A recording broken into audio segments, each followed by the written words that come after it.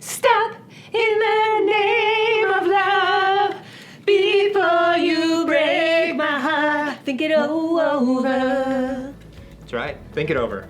Hey guys, the holidays have just ended and they can be a really stressful time. In fact, right after the holidays and into January is the highest time of the whole year for people filing for divorce. And we wanted to just give kind of a quick shout out with some really specific encouragement on why you should not divorce, why you should keep going, and some things to remember when you're really thinking about throwing in the towel. It's so true, especially after the holidays, that's an intense time. We can have feelings all over the place. And a lot of times if we're in a tough season of marriage and then Christmas is really rough and then New Year's is really rough, it starts to make us think, why even try? But the bottom line is we really can't trust our feelings. We have to trust our commitment. And the only way we can do that is when we are trusting God with our marriage. And instead of going and divorcing and calling it quits, why not give God a chance to move in your marriage? I'll share a very short story about me seeing God, which we get to do all the time. We get to see God move in marriages. Oh yeah, He's still doing miracles. He's still bringing dead things to life, including marriages. I wish all of you could see it. I was sitting with a friend and she said, I'm just not in love with my spouse anymore.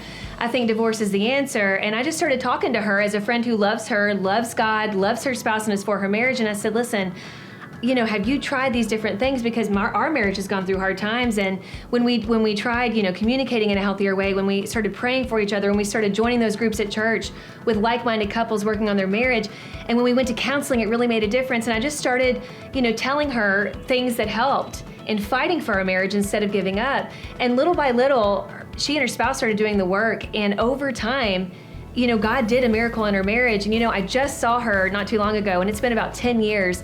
And every time I see her, we live far apart now, but every time I see her, she always is quick to say, what? I never thought that we could have the kind of marriage we have today. I'm so glad that I didn't give up when my feelings were telling me to. So don't trust your feelings.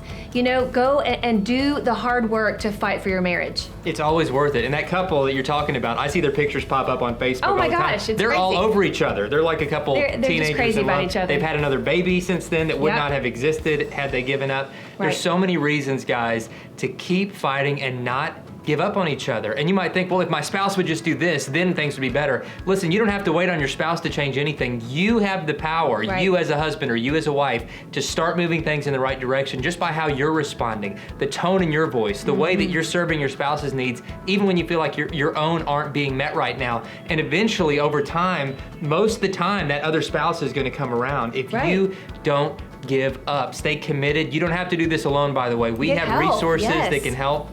Get into good Christian marriage counseling. Check out MarriageToday.com for the many resources we have to help struggling couples, including our coaches who do an amazing job walking through crisis times with couples. And they've got so many stories of couples who thought it was over and then through that coaching process had a renewal in their marriage. You can find out more about our coaches at MarriageToday.com/coaches. Check it out.